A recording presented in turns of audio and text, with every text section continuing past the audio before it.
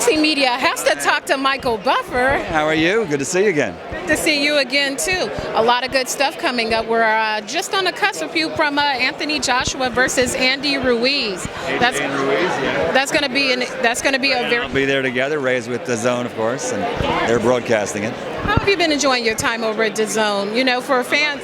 I love it. For me, it's like perfect timing. I was actually going to retire last year, and this came along, and like in The Godfather, they made me an offer I couldn't refuse, and they're doing a great job, and it's great for the fans. $10 a month, and you get to see all the fights. There are a lot of eyes that are going to be on the Joshua Ruiz fight. Do you have any predictions for how the fight will go? We know that Joshua is the favorite in the fight.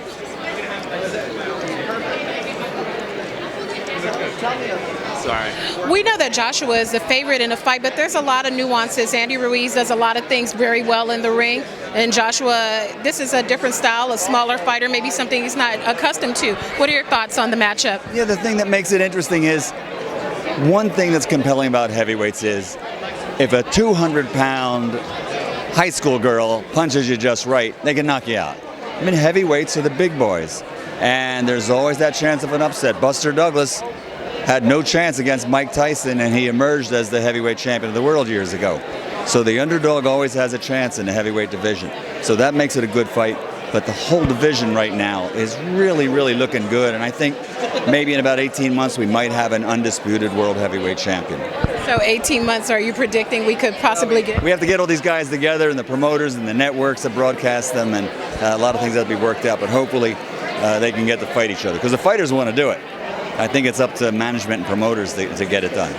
If you could mix and match your perfect, like, say 2 or 3 heavyweight fights. We've got Wilder, we've got Joshua, we've got Tyson Fury, and we've got Andy Ruiz. How would you mix and match those matchups? What would be the most compelling to you? I think a real easy way to get the ball rolling would be the rematch after a draw with Fury and Wilder. I mean, that'd be great. And then you have the winner fight AJ. Case closed. And last, is that easy enough? That was great. I mean, they should listen to you. You have a lot of experience. Well, yeah, but they don't. They don't listen to me. It's only when I introduce them. So, and then we have a lot of other fights coming up on DAZN. Tevin Farmer is going to be fighting. Katie Taylor's making a lot of noise on DAZN. Katie Taylor, let me say, I love Katie Taylor. It's a great story, and I always tease her management that perhaps she's really twins, because you see this sweetheart, this lovely, charming Irish girl from Dublin that comes out, and I think they make the switch to the evil twin in the dressing room, and then the bad angel from the cartoons, the bad one comes out to the ring with that face and focused, and it's a great story though. She's wonderful. And also, Demetrius Andrade has a fight coming up pretty soon. He gets a fight in front of his hometown crowd. What are your thoughts on his fight coming up? Let me tell you something about Andrade. He is the type of fighter that could upset anybody. You know, he's still undefeated. He always seems to me, it's almost like a disappointment sometimes, because he fights just to the level of what he has to do to win the fight.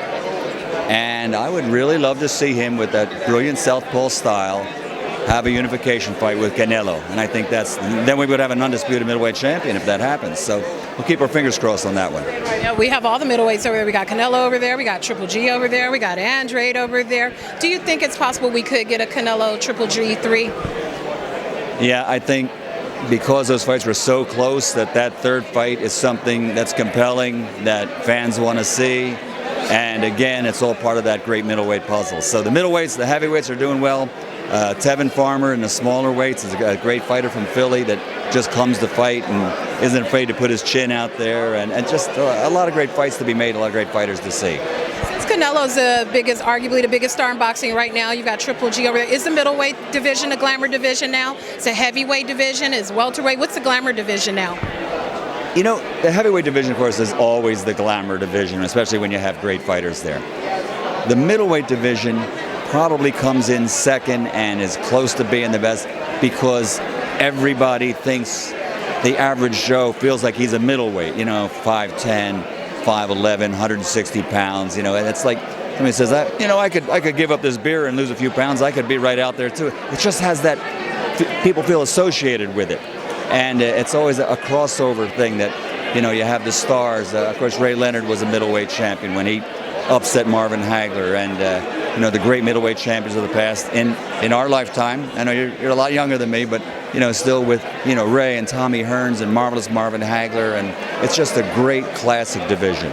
And lastly, who is Michael Buffer's #1 pound-for-pound fighter in the world? And you mean right now or ever? Right now, probably Lomachenko. And it's a really tough one with Crawford and Canelo and a lot of great. The top 5 is really solid. But I would say Lomachenko. I love his footwork and his hand speed and his defense. Everything about him really impresses me. Thank you so much, Michael. How do you think of Lomachenko, Michael?